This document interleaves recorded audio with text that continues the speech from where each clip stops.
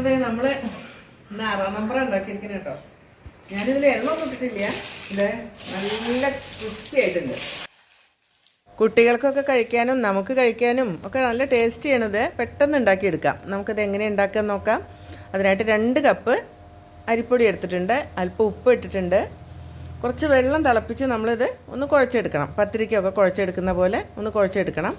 എന്നിട്ട് നമുക്കൊന്ന് പരത്തിയെടുക്കണം.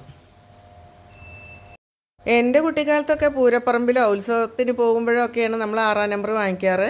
ഇത് പഞ്ചസാര ചേർത്ത് ശർക്കര ചേർത്ത് ഒക്കെ നമുക്ക് നല്ല ഡിഫറെൻ്റ് ആയിട്ടൊക്കെ ചെയ്തെടുക്കാൻ പറ്റും. ഇതുപോലെ പരത്തി നമ്മൾ കട്ട് ചെയ്തെടുത്തിട്ട് വെളിച്ചെണ്ണ വെച്ച് അതിലിട്ട് വറുത്തെടുക്കണം. ഒരു 2-3 ട്രിപ്പ് വറുത്തെടുത്തതിന് ശേഷം നമുക്ക് പഞ്ചസാര പാവിലിട്ട് അത് ഒന്ന് ഇളക്കിയെടുക്കണം. അതിനുവേണ്ടി നമ്മൾ ഒരു കപ്പ് പഞ്ചസാര എടുത്തിട്ടുണ്ട്. അതിലേക്ക് അല്പം വെള്ളം ഒഴിച്ചു.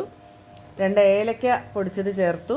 എന്നിട്ട് നന്നായി ഇളക്കി ഒരു പഞ്ചസാര പാവ് പാകത്തിലെത്തണം. പാവ് പാകത്തിലെന്ന് പറഞ്ഞാൽ അതേ ഇതുപോലെ വന്നിട്ട് നമ്മളൊരു അല്പം വെള്ളത്തിൽ ഒഴിച്ച് കഴിഞ്ഞാൽ അങ്ങനെ കട്ടിയാവുന്ന ഒരു പരുവം.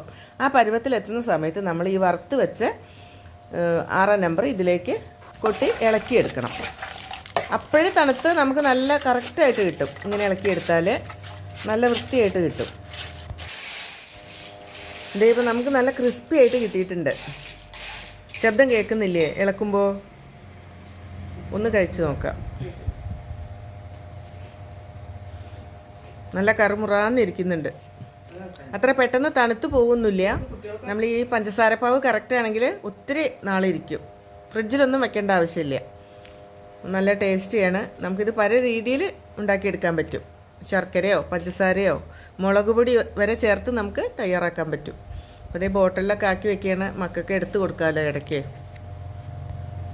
ഇത് വളരെ ഈസിയാണ് കേട്ടോ ചെയ്യാനായിട്ട്. വളരെ കുറഞ്ഞ സമയമേ വേണ്ടുള്ളൂ. അത് എല്ലാവർക്കും ഇഷ്ടപ്പെടുമെന്ന് വിചാരിക്കുന്നു. എല്ലാവരും ചെയ്ത് നോക്കണേ.